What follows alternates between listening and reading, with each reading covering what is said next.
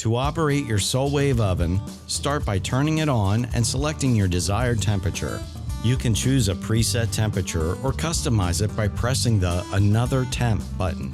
The suggested preheat temperatures can be altered in the user settings. When selecting a temperature, ensure it is consistent with your desired recipe to avoid inconsistent cooking times. You can sort recipes by temperature on the home screen for added convenience. Cooking will only start after the oven has finished preheating. Once the oven has preheated, place the product inside, close the door, and choose a recipe. Start the selected recipe and wait for the oven to chime when it's finished. When the cooking is complete, remove your product from the oven. At the end of the day, start the shutdown process by clicking the shutdown and clean buttons. To clean the oven, use a damp cloth and mild detergent to wipe down the inside and outside.